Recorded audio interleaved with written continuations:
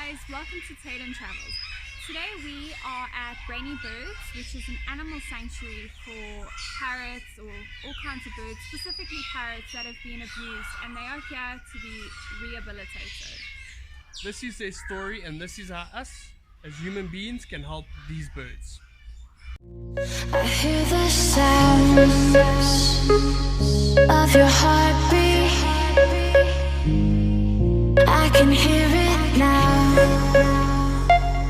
I can hear it now. I hear the sounds. I can hear it now.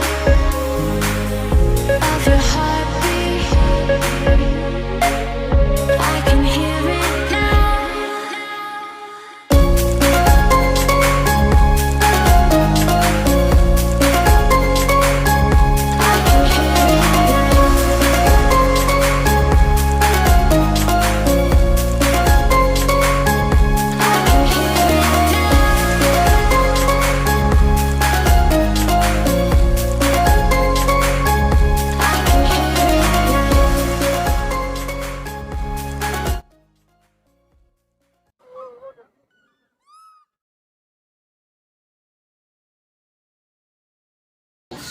So today I'm here with Dee. We are here at Brainy Bird Sanctuary. So we're going to be talking to Dee a bit and hear about the stories of the sanctuary and what the end goals are here and what you guys are busy doing here and the great work that they are doing. So Dee. Hi guys, thank you guys very much for the interest. It's a huge pleasure. Let me tell you about our sanctuary. We are parrot rescue and rehabilitation. We got over 300 birds in our sanctuary at present. 80%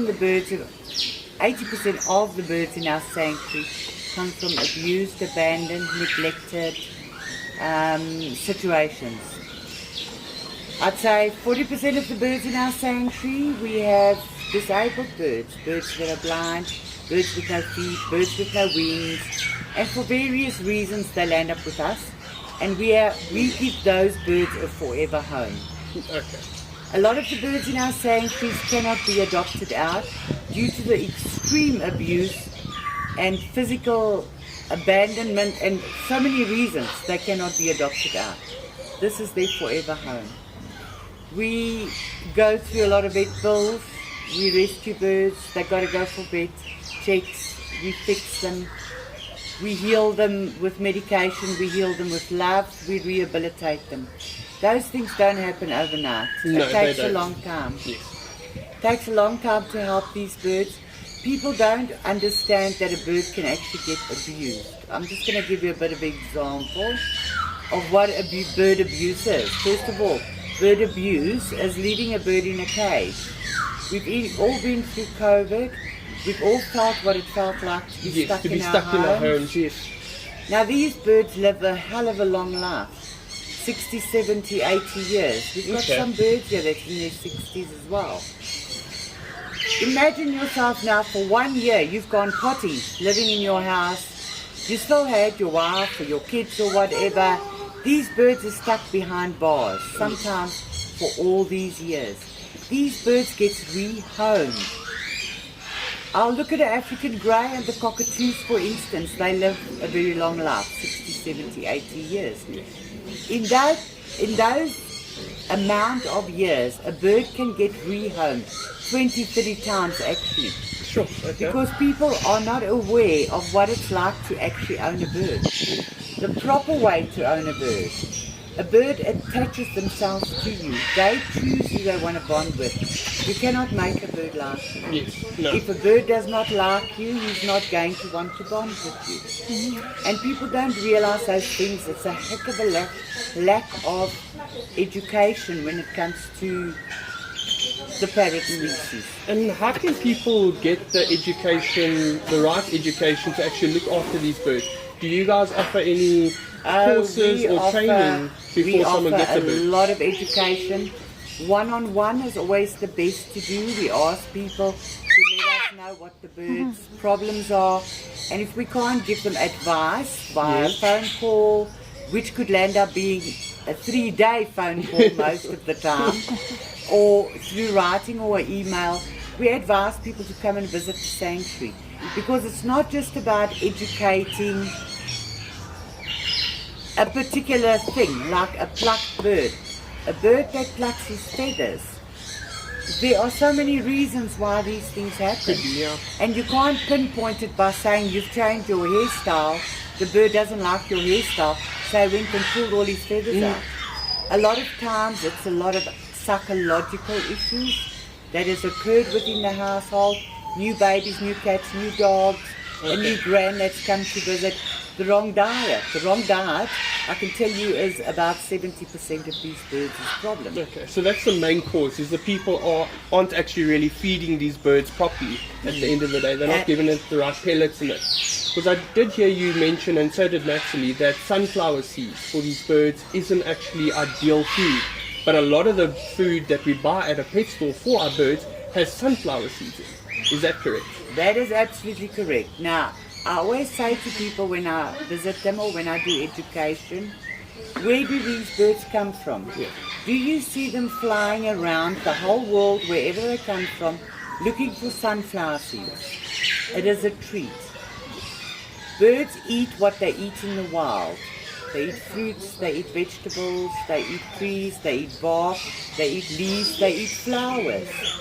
And they eat a lot of human food like we do, like carrots and beetroot and that kind of thing, to get the correct vitamins. I explain to people, you give your 2-year-old child a bottle of canola oil from the day he can eat real food. Will that child develop? Will he have brain? Will he start having arthritis early? Will he be able to walk at a certain age? All those things is what plays a part. They become aggressive because their little livers are tiny, and you go and fill it with a bottle of canola oil. That's what I call sunflower seeds, basically. So people aren't aware of those things, so we try and educate and teach people On that. all of that. Yes. You can hear the cockatoos. They're busy communicating here behind us. Just as a matter of another little bit of a story, you want to own a cockatoo. You can handle that all day. Be my guest. We got a lot of cockatoos and African greys in our sanctuary. The African greys, because they're under such a lot of, they're very stressed birds in general, and we take them out of their natural environment, and that makes them more stressed. Yes. Cockatoos. We all know, oh, we want a white cuddly cockatoo. There's no such thing. This attaches you. Look at this. This is attached to me. This is what she wants every single day. If she cannot get it, she mutilates holes in herself. There's so much education that needs to be done on these birds. And I think one thing that everyone needs to know about adopting a bird or getting a new bird, that this is not a short-term commitment.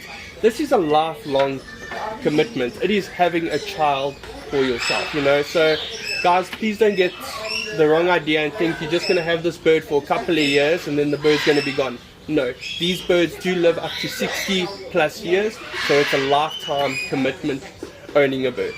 And every time the bird gets rehomed, because he has issues, he gets psychological, more and more psychological issues until they land up like this bird. This bird had chewed a hole in her little body that you could see her intestines. She had ripped all her feathers out because this bird has most probably been through so much trauma in her life. This is what she's going to look like for the rest of her life. She's a much nicer bird. So her feathers will never grow back. No, they have been so badly damaged, and years of not with not having the proper food nutrition. This is not repairable at all. We try the best we can. It has increased a little bit, but her morale and her positivity and her whole psychological issue that came with her, that has totally 100%. Look at her, she's the happiest girl. Yeah, no, I saw how she was cuddling under your neck there. Yes. Very lovable. Very bonded to me. She bites a lot of people, but I rescued her and we understand each other. Yeah. Now, just another example of abuse. We were on the abuse issue. Yes. and we kind of went offline there, or off track. This bird was a beautiful African grey in a beautiful home once upon a time, but whatever happens, we don't know. He was rehomed, landed up, not bonding with anybody. He was a bit of an aggressive bird, maybe he attacked the children. We don't actually know half of these birds' stories. Yes. But when we found this bird, he was abandoned in the bottom of a garden. The people had moved out and left the bird there. He had not been fed, we don't know for how long, to the extent where he started eating himself up. There was no water in the cage, open in the air. When we found him, half his wing was eaten up and he had ripped all his feathers out. Now that is the kind of abuse. We don't understand why. Was this bird aggressive? Did the people look for any solution? Did they just say, well, bugger this, leave the bird there, he attacked the kids, or whatever the case is? When he came to us, we had a lot of work to do. He kept on eating the wing. I don't know if you guys know, when a child eventually children cut themselves for attention, for satisfaction, that pain. We amputated that part that was always worrying, or that that we couldn't fix. When we amputated that part, when a person has an amputated leg or something, you still feel that pain, you still feel that need. Yes. Eventually, once we amputated the complete wing, this bird, rehabilitation started. He became less aggressive. His feathers grew back. He is the most beautiful bird. Due to the fact that we worked so hard in trying to find out why he cannot now leave this alone. He now has all the food that he needs. Yes. Yet he still had this need. And that took that 4 way. years. So it's not a matter of just fixing it in a week's time. He's now a beautiful bird. He preens himself. As you can see, he stopped eating himself up. He's a one-wing baby. And he's rather friendly also. He is rather friendly, but like all birds, They like have me their and days. you. I might like you, she might not like you. He might like you, but he doesn't like me. Yeah. We have our choices, and that is exactly how the birds work. When they choose who they want to bond with and who they want to associate with. Definitely. So how can people help you guys here? What is the goals at the end of the day to have this sanctuary be? I know we did speak about that there is a house to the left of us that you want to redo and create a veterinary clinic there. What's the story behind that? Well, basically, let's go a little bit to the beginning of the property.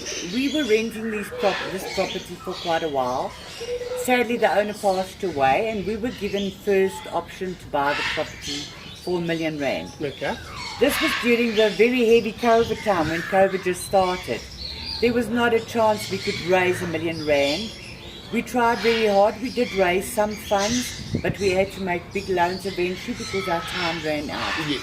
So within a matter of having 3 months left, we only raised about 300,000 rand. The rest of the money we had to basically borrow. So we have got a lot of debt. We have money to pay back. The property cost us about 50,000 rand a month. That's including the 300 birds with all their care, and then we have a few permanent workers.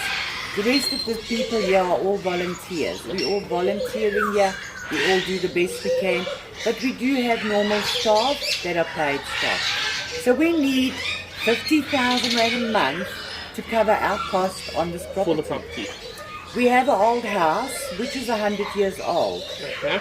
Unfortunately, it has been left abandoned for many, many years. I think about 20, 30, maybe even longer, many years. So we would like to transform that house into a little bit of a training center and into a little bit of a bird clinic. Okay. So we do a lot of training, as I've told you. We help people. So instead of me running around going to everybody's homes, which happen most of the time, we can get 20 people into the sanctuary with a training center, and we can have complete training facility, training of X amount of people on a regular basis, and thereby that will increase our income as well. Yes, 100%. So we need this house refurbished. We'll most probably show you around the house a little bit. Yes. It is, you cannot just fix it. It is redoable completely. Okay. Right from the start. That costs a lot of money. We cannot do that overnight Yes. because we rely on the public, we rely on funds. We do not have corporations that help us. We do not get money from the government. So we rely our funding completely on the goodness of People the of South public. Africa, yeah. Absolutely. Then our end goal in this property would be, we've done a lot of work here already, from being just the open felt. We have built it up. I'm sure you guys will go around and show what we've done. We would like to enclose this whole property and make it a complete free-flighted sanctuary. Yeah. So like a bird haven. Absolute, You know, where they absolute can be bird haven. free, like You they would can- in the jungles. In the trees, like they would live in the trees and everything. So that would be our ultimate goal for the property. Okay.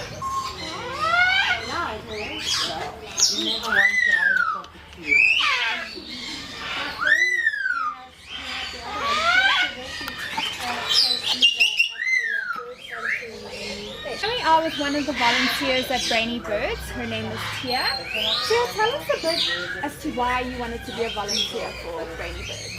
Well, I really have a passion for birds, especially parrots. And I had an African grey for 16 years, and on the 18th of December,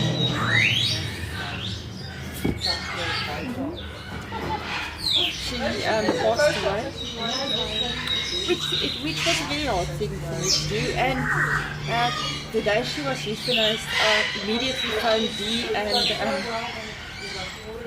I told her I wanted to donate my purchase and the cages, which I did. And I started volunteering, and I thought it's something I owe to my previous parrot.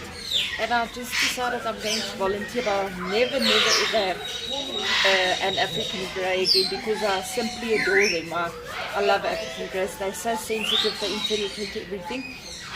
And I started volunteering here in honor of Sarki, my previous grey. And there are like hundreds of greys there. And for some other reason, look, you don't adopt a bird, the bird adopts you. And for some other reason, this madam adopted me. Now, she was dumped here in a card box about 2 years ago. We don't really know her name. Dee started to call her Miley Smiley, and she became Miley. And me and her have fallen in love. As I say, she chose me. And well, I landed up buying a new cage, purchased everything that I donated here, and stayed here, and I went and bought new stuff. And yeah, well, here's Miley, and Miley's my new baby in the process of becoming. So yeah, so it was a bad thing that happened to me, but it has a happy ending. Because It had the silver lining, yeah, yeah. it has a silver lining, because now something that I really want to do. And the other thing is, my passion is to adopt any animals, any orphans. My dogs, my cats at home, they're all adoptions. Like I have a 3-legged dog at home. They all deserve a second chance in life, as do these birds, because they come out of such abusive backgrounds, some of them, so it's really bad. But as I say, yeah, I sit with Miley now, and I promised myself I'm never going to put myself through this heartache again. Yeah. And here I am. Yeah. So, what is unique about an African grey parrot? What's so special about them? Is there anything unique about them? Absolutely. I think so. Other people might disagree with me, but they are highly intelligent. I think they're the best talkers. That because they're very intelligent, they pick up noises and words and songs very quickly. They are very highly strung, but they are highly sensitive as well. My previous grey as well, when I was upset or depressed, or she just knew it, and she was much more lovable then. But the days when I was sort of tensed up and aggressive, she picked up on that as well. and then usually we stayed away from each other because she's also sort of fenced up. And they all, to me, they're much more, or they're easier to handle because they're not so big as the macaws and the cockatoos. They are easier to manage in a normal household situation. And they count, I must say. They are big counts. You can play such nice games with them. You can put food bowls or thingies on the table and they throw it down, and they like to dance to music, and they really dance. So yeah, that's why I love them. Yeah, they're stunning. And do you have any advice for someone out there in the public who owns an African Grey? What would you say your number one tip on owning an African Grey is? I had an African Grey for 16 years and I thought I know a lot. And ever since I started volunteering here, I've learned so much more. So what I would suggest to any parrot owner, go and do volunteering or make an appointment with people at sanctuaries or rescues, and make an appointment, go and learn more about the birds. Because you think, I had one for 16 years and I thought I was very clever and I thought I knew everything about diet and cage setup and managing them. And in the end, I've been starting to get more and more. So if you own a parrot, get to a sanctuary, get to a rescue, speak to people who know, so that they can teach you these extra tips. As I said, I thought I knew everything, and every day I come to volunteer, I learn more. It's amazing about their diet, about their behaviour, about handling them, about their cages, everything. I promise you. If you have a look at my arm, this is an African Grey that bit me this morning. So get to a sanctuary, get to not an African Grey, but get to a rescue and speak to people who know, who can advise you on these birds. Because in the end, it's to their advantage. We owe it to them. Because if you don't really know anything about birds actually should be out in the wild. But now they've been bred in captivity. They can't be released into the wild. Yes. So now we need to learn how to give them the best we can, because they won't cope outside there. And many of these birds that land up being kept in cages in any case, and they start getting destructive, and it's because of the lack of knowledge that people do that. So definitely. So this here is an African Grey parrot, and they are from the Congo here in Africa. It's one of our most common pet parrots that we have here in South Africa. And as you can see, this guy has one wing. He was under a lot of stress, kept in a small cage, and chewed off his wing and was highly aggressive to people.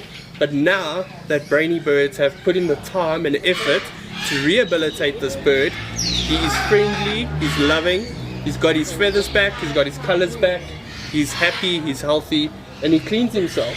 Hey, he will never be able to fly again, but with people looking after him like this, he really doesn't need to fly.